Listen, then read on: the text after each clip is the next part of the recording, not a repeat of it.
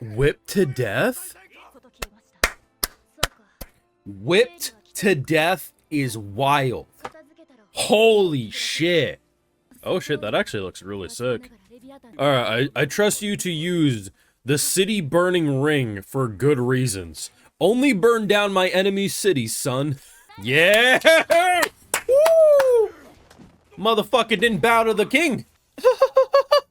Yo, we really are making an anime within an anime. This is like some Bakugan shit right now. I am a prince. I am the wise prince. Immediately knew it's like, oh yeah, I can't threaten this kid. So basically, he's borderline untouchable in this situation. Basically, use my status to give an excuse to fucking punish him because he didn't show respect. Ooh, we gonna whip him? Yo, this is brilliant. Oh, we getting kinky with it. All right, I hear you. I was hoping more we were gonna use it on her, but it can be fun the other way around. You know, often when it comes to my titles, they're always accurate for what I'm talking about in the video, but I make you think they're more intense than they are. And that's the art of the clickbait. But this is 100% just what happens. A reincarnated prince whipped a man to death in public. All because he disrespected him. And normally, that'd be a pretty, like, evil, if not insane thing. Maybe even an overreaction, right? Whipping someone to death just because he disrespected them. You see, this man was using his status under his brother, Douchebag Gilbert, I think his name is, in order to really make the lives of other people shit. And the unfortunate thing, as the Prince of Justice, the Law and Order incarnate himself, you can't just go around killing people who are mean, because essentially, if he would have just executed him for using his title in a way that is legally bound, like he could do what he was doing, dick energy or all, there isn't much he can do. But when someone isn't showing a prince respect, that can be a crime punishable by death. And it's not that he actually cares that he didn't bow to him. It's the fact that we need a way to punish someone who is going to probably make the lives of people so bad that he probably was killing people without knowing.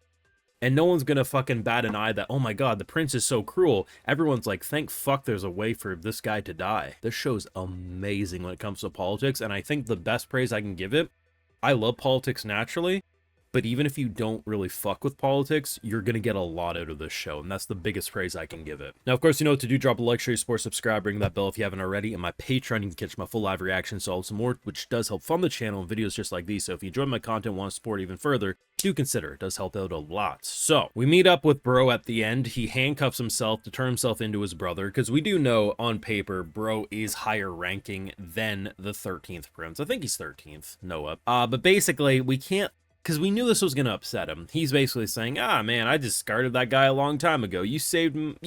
You basically protected my name. I thank you for it. Of course, we know that's a lie.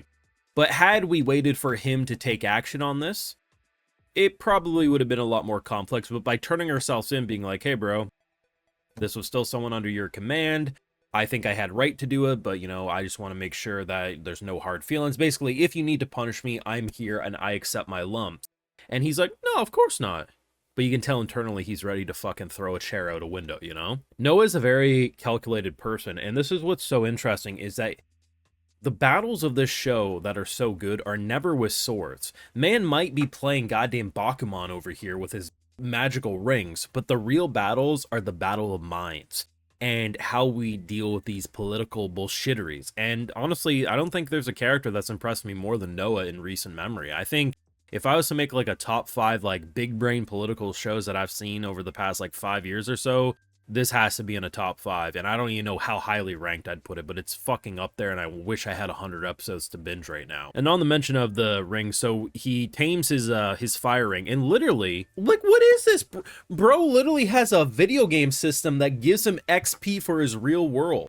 And it's kind of interesting what they did with the mechanics here, because essentially he did gain so the first time they fought, he gained a level. So his rings fighting on his behalf, because they're bound to him, basically gave him experience. And then after 10 more, he gained another level. But he explains it as basically the first time you fight something, it's going to be worth the experience. So if you were to fight Jesus Christ in a Speedo, you're probably gaining a few levels. But if you continuously fuck up Jesus Christ in a Speedo, it's going to get significantly less XP. So if he can find things that are on par with these beasts and fight them on a regular basis, sure. But eventually the EXP, runs low. So it's a super interesting mechanic system that I really enjoy. And honestly, at the rate we're going, we're just going to fill his entire hands with rings. I feel like that's going to be his thing, which, you know what, props to him, I guess. One thing that's really interesting, and I feel like some people might call this bad writing or, a missed opportunity. So the kingdom's running low on finances, and you might want to say, well, with how Noah burned through gold, I can only imagine what his king and other brothers do. And it's true, to a degree, right? And the king's kind of play is that, like, hey, donations are going to be allowed. And he basically is like, no, we can't do that because that's basically rich people bribing their way out of anything wrong, leaving the middle and poor class to, say, deal with the problems that no one else has to.